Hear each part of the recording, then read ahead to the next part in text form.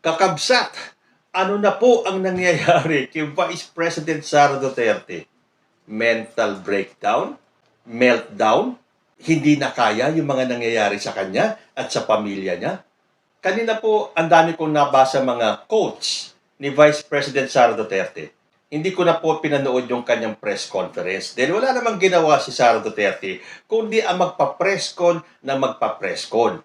Ayaw naman niyang humarap sa Quadcom. Nandito na naman siya sa kanyang diversionary tactics para malihis yung totoong issue.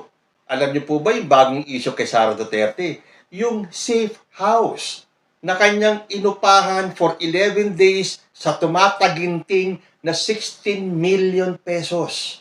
So para mapagtakpan yung issue na yan, kung ano ang laman ng mga safe house na yon, ano ba yung mga safe house na yon, yan ba ay condo or office or bahay bakasyonan or kung ano man, at nabuko na naman ng taong bayan, so kailangan niyang may diversionary tactic. At ito ang gagawin niya.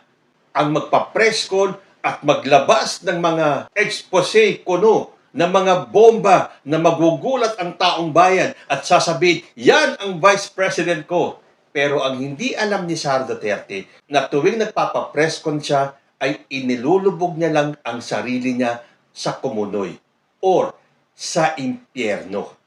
So, isa-isahin po natin itong mga nakalap ko mga quotes galing kay Vice President Sara Duterte at bibigyan ko lang po siya ng konting reaction ko or opinion. Pero alam nyo, imbis na magalit ako sa mga nabasa kong binitawang salita ni Sara Duterte, I only felt pity for Sara Duterte. Para sa akin, ang tingin ko, hindi na po niya nakakayanan. So, psychologically, parang apektado na po. Una doon sa mga nabasa ko, tandaan nyo nung sinabi niya na hindi sila magkaibigan ni Bongbong Marcos, na all the while, alam natin magkaibigan sila. Dahil meron pa sinabi si Sara Duterte sa isang pahayag niya.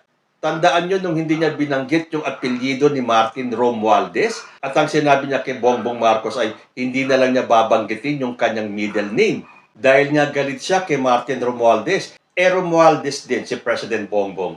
So sinabi niya na hindi na lang daw niya babanggitin ang Romualdez. So ang sinabi niya, President Bongbong Marcos Jr. At sinabi pa niya na alam mo na mahal kita. Galing mismo kay Sara Duterte na mahal niya si President Bongbong.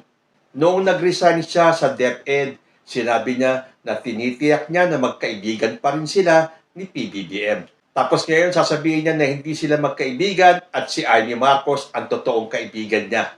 So nagpupuputak siya na hindi niya kaibigan si Bongbong at si Amy lang ang kanyang kaibigan. So pinlastik niya lang pala si Bongbong Marcos nung sinabi niyang mahal ko si Apo Bongbong. Pinlastik niya rin ang taong bayan na sinabi niya na tinitiyak niya na magkaibigan pa rin sila ni Bongbong kahit na nag-resign na siya sa DepEd. So ang dami niya nang nasabi.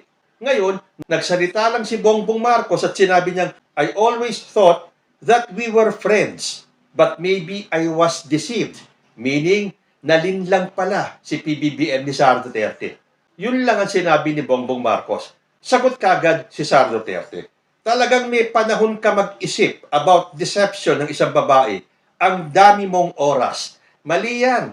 Ikaw, Sara Duterte, ang maraming oras sa paninira kay President Bongbong Marcos at sa gobyerno niya. May narinig ka bang isang masamang salita na nanggaling kay President Bongbong Marcos kahit na kung ano-ano ng paninira ang ginawa mo? May narinig ba kayo na kahit na isang salita na sinabi si President Bongbong Marcos against kay former President Rodrigo Duterte, kahit na minura-mura na siya? So, like father, like daughter. Ang gusto nitong si Sara Duterte, siya may karapatan pumutak, pero pag sumagot si President Bongbong Marcos, ay hindi po pwede yan. May panahon ka para mag-isip ng deception ng babae. Ang dami mong oras para dito sa issue na to. Si Sara Duterte, ang daming oras. Inaaksaya niya yung oras niya sa kaka-press con na ang hindi niya alam, inilulubog niya lang ang sarili niya. Na-trigger kagad siya sa sinabi ni Bongbong Marcos na, but maybe I was deceived. Dahil sabi ko nga, ano ba sa Tagalog yung deceived? Nalinlang. Manlilinlang si Sara Duterte. Dahil hindi lang si President Bongbong Marcos ang nilinlang niya. Ang buong Marcos loyalist. At ang mga bumoto kay Sara Duterte na kaya lang siya binoto ay dahil kay Bongbong Marcos. So kahit na anong sabihin ng grupo nitong si Sara Duterte na hindi mananalo si Bongbong kung hindi naging vice president niya si Sara Duterte, mag-isip-isip kayo. Ngayon pa, 15% na lang ang mga sumusuporta sa mga Dutertes. Samantalang sa mga adult Filipinos, 38% na po ang sumusuporta kay President Bongbong Marcos. So, isa yan sa kinatrigger ni Sara Duterte. Pababa ng pababa, parang spaghetti pababa ang mga sumusuporta at ang mga pro-Duterte. So, syempre, para mapagtakpan itong mga kahihiyan na inaabot ni Sara Duterte at ng kanyang pamilya, maglalabas siya ng ganitong mga nakakagimbal na mga statements na kung tutuusin, bumabalik lang po sa kanya. Sunod sa nabasa ko, galing sa Inquirer, VP Sara Duterte seemingly takes a jab at President Ferdinand Marcos Jr. saying, kasalanan ko ba we are on this road to hell?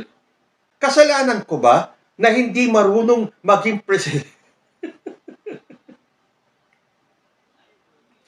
Kasalanan ko ba na hindi marunong maging presidente ang nakaupo? So magbibigay ako ng sarili kong kahulugan dito sa sinabi ni Sara Duterte. Sabi niya, kasalanan ko ba we are on this road to hell? Tama po. Hindi po kasalanan ni President Bongbong Marcos that you and your family are on the road to hell. Dahil kayo mismo ang sumira sa pangalan ninyo. Kayo ang sumira sa tiwala ng taong bayan na ibinigay sa inyo nung kayo ay ibinoto bilang Vice President. Kayo ang sumira sa pangalan ng tatay nyo nang naglabasan ang mga anomalya, ang mga baho sa Quadcom. Ay, isa pala yan kaya nainis si Sara Duterte. Para sa kanya, si President Bongbong Marcos ang may kasalanan kaya dyan sa Quadcom hearings ay lumalabas lahat ng mga expose, mga anomalya, mga karumal-dumal na gawain ng pamilya Duterte. In fact, dapat magpasalamat tayo sa Quadcom. So para kay Sara Duterte, kasalanan lahat yan ni President Bongbong Marcos. Kaya nabubuko ang mga anomalya ng pamilya niya. So, kasalanan ko ba we are on this road to hell? Yes, kasalanan niyo yan, Sara Duterte. Kaya you are on the road to hell. Hindi po ang Pilipinas, hindi ang mga Pilipino ang on the road to hell. Dahil kami, kampante kami, masaya kami sa nakikita namin sa ginagawa ni President Bongbong Marcos. At ang road namin is to heaven, hindi sa hell. Dahil nakikita namin na may pag-asa kay President Bongbong Marcos. Sa tindi ng ginagawa ni PBBM, para sa ikakatiwasay ng buhay ng bawat Pilipino. Kayo yan. Ibalik natin sa iyo yung sinabi mong, kasalanan ko ba we are on this road to hell? You, Sara Duterte, and your family at sa inyong mga allies and alipores, you are on the road to hell. So, hindi po kasalanan yan ni President Bongbong Marcos. Sabi pa niya, kasalanan ko ba na hindi... Ito, natatawa talaga ako. Sorry po kasalanan ko ba na hindi marunong maging presidente ang nakaupo? So, sino pala ang marunong? Si Sara Duterte? Bakit hindi ka tumakbong presidente noong 2022? Hindi ba kahit na anong pilit ng partido ni former President Rodrigo Duterte na patakbuhin ka, hindi ka tumakbo, umuwi ka ng Davao, nag-file ka ng COC para maging mayor? Bakit ngayon kasalanan ni President Bongbong Marcos? So, hindi pala marunong si President Bongbong Marcos. So hindi marunong maging presidente ang nakaupo. Sige, subukan mo sa 2028. Maupo ka, tumakbo ka, tingnan natin kung mananalo ka pa. Dahil tulad nga ng sinabi ko, bawat salita mo sa mga press conference mo, inilulubog mo lang ang sarili mo at yung 15% ng mga pro-Duterte ay magdidwindle pa. Dahil wala kang ginawa kundi magpa-presscon ang mangbintang kay President Bongbong Marcos. Sa bagay, kaninong anak ka ba? Hindi ba ganyan din ang tatay mo? Sabi pa rito sa Inquirer, she narrates to reporters in a press briefing the events leading to her decision to run alongside Marcos in the 2022 polls. Ito kasi nung kinwento niya na nilapitan siya nila Amy Marcos. Pero, sabi pa dito, nearly an hour into the sit-down interview, the Vice President has yet to address allegations on the misuse of OVP and DepEd budget under her. Ano ibig sabihin nito?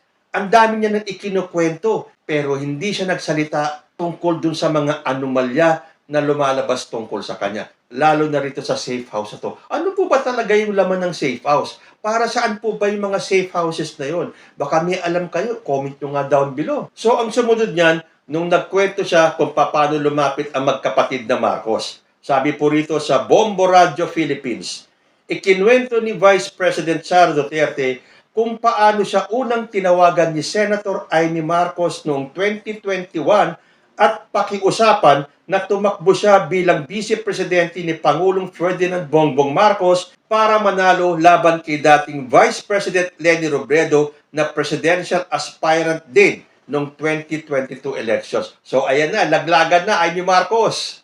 Ito yung kaibigan mo na mahilig manumbat. Sabi pa sa GMA News, Vice President Sara Duterte said it was Senator Amy Marcos who asked her to run as VP and join their party to beat Attorney Leni Robredo. Sabi pa niya, I am happy that she was honest to say kasi matatalo kami ni Leni kapag di mo dinala ang mga Bisaya. Sabi pa niya, it is all about winning. Teka muna, Sara Duterte, si Bongbong Marcos lang ba ang nanalo ng eleksyon? Hindi ba ikaw din? So bakit sasabihin mong it's all about winning? Dalawa naman kayong nanalo. Hindi lang naman si Bongbong Marcos ang nakinabang, ikaw din. Kilala ka ba sa Luzon? Hindi ba Mindanao lang kilala ang mga Duterte? At kaya ka lang nakilala dahil naging presidente ang tatay mo. So ngayon, laglagan blues na naman. Kung ano yung panunumbat mo kay Risa Ontiveros sa Senate hearing, ito naman, sinusumbatan mo na ngayon yung best friend mo na si Amy Marcos. Amy, gising-gising! Sabi pa ni Sara Duterte, tinanong ko, bakit ako? And then she, Amy Marcos said, matatalo kami ni Leni kung di mo dalin ang Bisaya. It was very straightforward na it was all about winning, sabi ni Sara. Of course, ginamit nila ako para manalo sila. Obvious naman yun. Ay, nako, I beg to disagree. Hindi ka mananalo kung hindi ka naging Vice President ni Bongbong Marcos. Dinala ka ng mga Marcos loyalists. At yan mapapatunayan natin sa 2028. So, ang dapat mong sisihin, yung BFF mo na si Amy Marcos. Dahil kahit na hindi ikaw ang naging Vice Presidente ni Bongbong Marcos noong 2022, sure win si President Bongbong sa pagka-presidente. Bakit? Dahil iyan ay itinalaga ng tadhana. Dahil tulad nga ng pelikula ni Apo Lakay at ni former First Lady Imelda Marcos, iginuhit ng tadhana. Bongbong Marcos was destined to be our president. Well, I hope I can say the same thing about you sa 2028, but the way things are going, you don't stand a chance. Dahil kung ito nga sa DepEd, hindi mo naayos, ang buong bansa pa kaya. At ano ang gagawin mo pag naging presidente ka? Puro panunumbat? Manlalaglag ka ng kaibigan mo? Samantalang todo suporta, todo ang pagtatanggol ni Amy Marcos sa'yo. Tapos ngayon sasabihin mo, nilapitan ka ni Amy Marcos at pinakiusapan ka na dalhin nyo ang Bisaya. Bakit Bisaya lang ba ang parte ng Pilipinas? So again, diversionary tactics para makuha ni Sara Duterte ang loob ng taong bayan. Unfortunately, yun na lang po mga supporters ng mga Duterte ang naniniwala sa pamilyang ito. So, kay Amy Marcos, mag-isip-isip ka, ito ba ang pinagtatanggol mong kaibigan? Malapit ka ng ilaglag ng tuluyan ni Sara Duterte. Ngayon pa nga lang, ginamit nyo lang daw si Sara Duterte para manalo. Para bang siya hindi nanalo? Hindi po ba? Sana kung si Bongbong lang nanalo at natalo si Sara Duterte or hindi tumakbo si Sara Duterte at sinuportahan niya si Bongbong Marcos at nanalo, pwede pa siguro nanalo si Bongbong Marcos dahil sa impluwensya ni Sara Duterte. Hindi. Dalawa kayong nanalo. Huwag mong kakalimutan yung Sara Duterte. Kung nagamit ka para makilala si Bongbong Marcos sa Bisaya, ginamit mo rin si President Bongbong Marcos para makilala ka sa Luzon. So, sa tingin niyo, hindi nga ba marunong ang presidenteng nakaupo ngayon? Sa dami ng achievements ng PBBM administration, hindi pa daw marunong ang nakaupo. Ay, siguro mas marunong si Sara Duterte. Kaya kita nyo, ang dami niyang oras magpa-press con. Kasi kailangan niyang i-divert ang isipan ng taong bayan para mawala sa isipan ng taong bayan ang totoong issue. Sorry, hindi na po ganun katanga ang mga Pilipino. Alam po namin ang nangyayari and the mere fact na hindi mo maipaliwanag kung saan mo dinala ang pera ng taong bayan, paano kami maniniwala sa mga patutsada mo ngayon. Alam na alam namin na ginagawa mo yan to divert ang isipan ng tao sa totoong issue. Issue sa'yo at sa pamilya mo. At bago ko makalimutan, pinagmamalaki mo yan, nilapitan ka na magkapatid na Marcos para humingi ng tulong, para ikaw ang maging running mate ni Bongbong Marcos para magkaroon ng boto? Ano ang pakay mo kung bakit mo binisita si ex-VP Leni Robredo sa Naga? Bakit ang aga-aga pa, ang layo-layo pa ng 2028, bumisita ka na sa Iglesia ni Cristo? Huwag kang magmalaki ng ganyan, Sara Duterte. Alam namin na yan ang kalakaran sa politika. Pupunta kayo sa mga tao na pwede nyong hingan ng tulong para makakuha ng boto. Wala pong exempted dyan. Ngayon nga sa sinabi mong yan, hindi kaya ginamit din ni former President Rodrigo Duterte si Senator Amy Marcos para makilala siya sa Luzon, para makakuha ng boto? Huwag tayo magmalinis. Huwag nating isipin na kayo ang dahilan kung bakit nanalo si ganito or ganyang kandidato. Hindi lang sa inyo nangyari yan. Lahat po ng kandidato ginagawa yan. Lumalapit sila sa kahit na dati nilang kaaway o kahit na hindi nila kilala para humingi ng tulong. Again, wala pong exemption dyan. Sabi pa ni Sara Duterte, hindi marunong maging presidente ang nakaupo. Kasalanan ko ba yon? Hindi kaya dapat baliktad? Hindi kasalanan ni President Bongbong Marcos na hindi ka magaling na Vice President. Sabi pa ni Sara, rank 10 is the highest, 1 ang rating ko sa kanya. Sa majority ng taong bayan, negative ang ranking nila kay Sara Duterte. Lalo na sa mga lumalabas na mga anomalya na hindi na kayang pagtakpan ni Sara Duterte. Kaya ganito na lang, halos magkaroon siya ng mental breakdown. Basahin nyo ang mga comments. It is all over social media. Lahat halos negative ang sinasabi tungkol sa mga pasaring na naman na to ni Sara Duterte. Kesyo kailangan na daw magpatingin ni Sara Duterte sa doktor, kesyo meltdown, nervous breakdown, mental breakdown. Read the comments. At huwag nyo sabihin, lahat yan bayaran o trolls. Wala namang kayong masabi. Basta negative ang comment tungkol sa mga Dutertes, troll na kagad, bayaran na kagad. Hindi nyo matanggap dahil dumadami ang bilang ng Pilipino na talagang nagigising na at namumulat ang mata sa mga pinagagagawa ng mga Duterte, lalong-lalo na ni Sara Duterte bilang Vice President. So, masisisi nyo ba? Kasalanan ba ni President Bongbong Marcos kung bakit bumababa ang mga nagiging pro-Duterte? Sabi pa ni Sara, ang sabi sama-samang babangon muli. Pero bakit ang daming naiiwan ngayon? Mali! Kayo lang ang naiiwan dahil ang daming aligasyon sa inyo na mga anomalya na ayaw nyong direktang sagutin. Dinadaan nyo sa diversionary tactics, dinadaan ninyo sa press conference. Ba't hindi kayo umatin sa mga Quadcom hearing under oath para magkaalaman? Sama-samang babangon muli. Sino ba ang kumalas sa unity team? Hindi ba ikaw? O ngayon, ano ang nangyari? Nagkita si President Bongbong Marcos at si ex-VP Leni Robredo. Yan! Diyan nagsisimula ang unity, ang pagkakaisa na gusto ni President Bongbong Marcos na mangyari sa bansa. Kahit na naging kalaban ka dati, kahit na kung ano-ano ang sinabi mong pambabastos, pambabalahura, pangyurak sa pagkatao ni President Bongbong Marcos. Pero dahil ang gusto niya ay unity, iyan ang resulta. Diba? Nakakatuwang tignan. President Bongbong Marcos, Leni Robredo, ang talagang fiercely ay nagkatunggali sa pagkapresidente. Nagkamay. At makikita mo sa mukha nilang dalawa ang sinseridad sa kanilang ginawa. Makikita mo kay Leni Robredo na totoo sa kanyang puso na humarap kay President Bongbong Marcos. Yan ang umpisa ng totoong paghilom. Yan ang umpisa ng totoong pagkakaisa na sadly, imbis na yan ang gawin ni Sara Duterte, kabaligtaran. Kumalas siya at sinira niya ang unity. Tapos ngayon, ang lakas ng loob pagsasalita ng kung ano-ano. Kaya nga sabi ko sa inyo naaawa po ako kay Sara Duterte. Sa dami ng lumalabas na mga expose, na mga revelasyon, ng mga balita, na mga anomalya tungkol sa kanyang pagiging DepEd Secretary at sa pamilya niya, sa kanilang mga alipores, hindi na po nakakayanan ni Sara Duterte. Yan po ang tingin ng karamihan sa ating mga mamamayan. Kung di ba naman apektado na ang pag-iisip ni Sara Duterte, meron akong nabasa dito kanina na parang hindi binigay ni President Bongbong Marcos yung kanyang relo sa isang bata.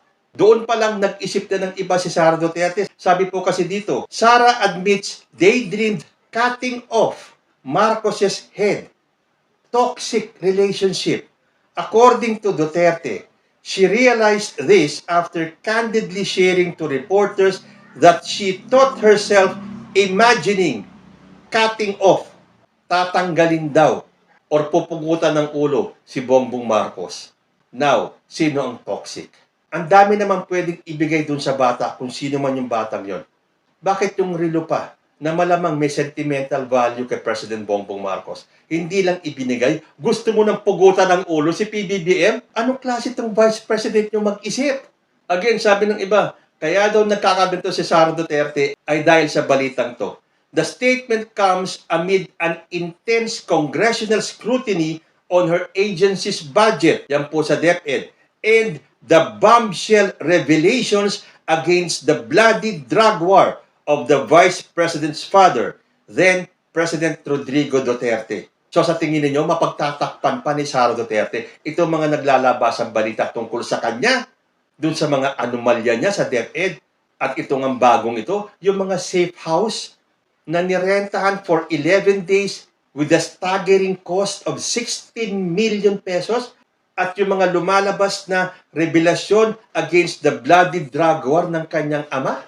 So kahit ano pang pagtatakip o kahit na ano pang revelasyon ang sabihin ni Sara Duterte, hindi na po mapagtatakpan yun. Alam na po ng buong Pilipinas. So may time pala na inimagine pa ni Sara Duterte na pupugutan niya ng ulo si President Bongbong Marcos. Imagine niyo yan? Inimagine ni Sara Duterte na pugutan ng ulo si President Bongbong Marcos nang dahil lang sa rilong hindi ibinigay sa bata. At ang pinakamatindi po sa nabasa ko kanina, ito po sa Inquirer. Vice President Sara Duterte said that she previously warned Senator Amy Marcos that if political attacks from the current administration continued, she would personally dig up former President and dictator Ferdinand Marcos Sr.'s body and throw it into the West Philippine Sea.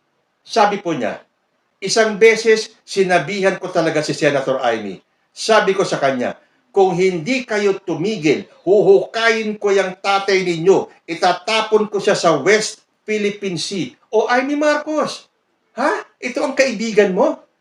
Kung hindi daw kayo titigil, kayo, kasama ka doon. Kahit na panay ang pagtatanggol mo kay Sara Duterte, idinadamay ka na ngayon. Samantalang nagalit na nga ang majority ng mga Marcos loyalists sa iyo, Amy Marcos, dahil sa pagkampi mo kay Sara at sa mga Duterte. Ngayon sasabihin niya, kung hindi kayo titigil, huhukayin ko yung tatay ninyo. Itatapon ko siya sa West Philippine Sea. Huy, anong klaseng pag-iisip meron si Sara Duterte? Ito ba ang ibinoto nating Vice President?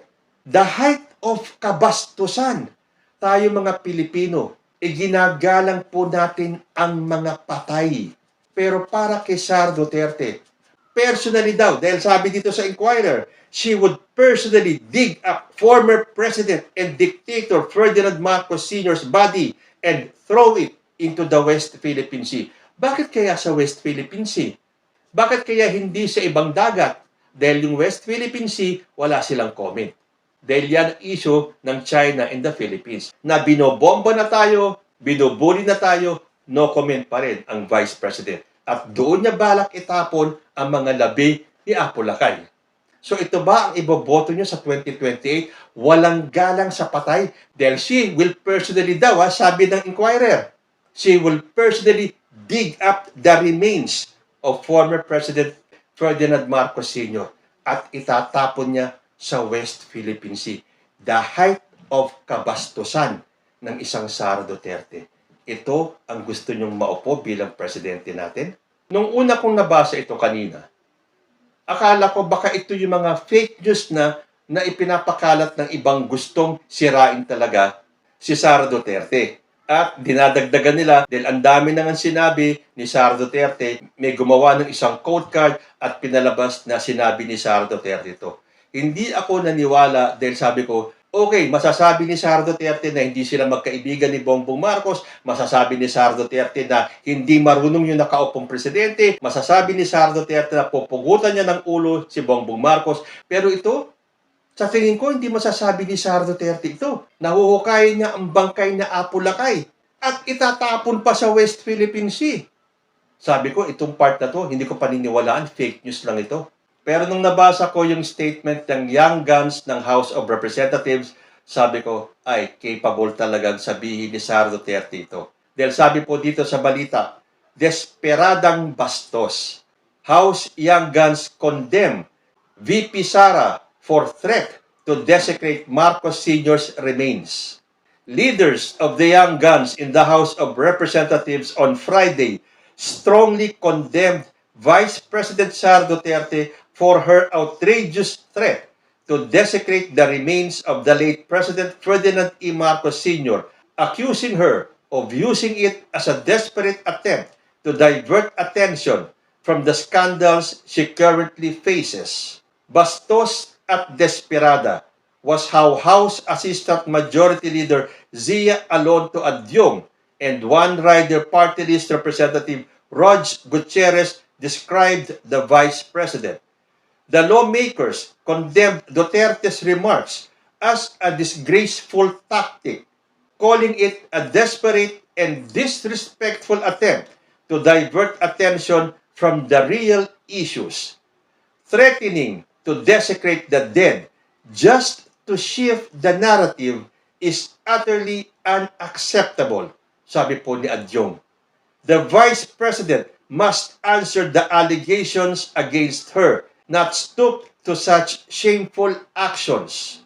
Adyong condemned Duterte's comments as a new low in public discourse and a direct attack on our cultural values. This isn't just political banter. It is a blatant act of desecration. In our culture, we honor the dead. To use them as pawns in a political game is disgusting. Vice President Duterte should focus on addressing the misuse of public funds instead of resorting to such disgraceful tactics. Gutierrez expressed his outrage, stating that Duterte's actions clearly show her desperation. Sabi ni Gutierrez, this is pure desperation. Instead of facing the allegations head-on, VP Duterte resorts to vile threats. It is a clear attempt to divert attention, but no amount of disrespect will cover up her mismanagement. So, hindi ba naman kayo maaawa kay Vice President Sara Duterte kung ano na ang nangyayari sa kanya? Apektado na po ang mental health. Well, para po sa akin, sa nakikita ko, lalo na ngayon, hindi ko pa napanood yung video o yung press conference niya, pero dito pa lang sa mga nabasa ko, ramdam na ramdam ko, there is something wrong with Sara Duterte's mental health. Again, sariling opinion ko lang po ito. Kayo, ano ang masasabi ninyo? Comment lang po down below at magbabalik ang usapang Tito Manny. Diyos ti Agnina.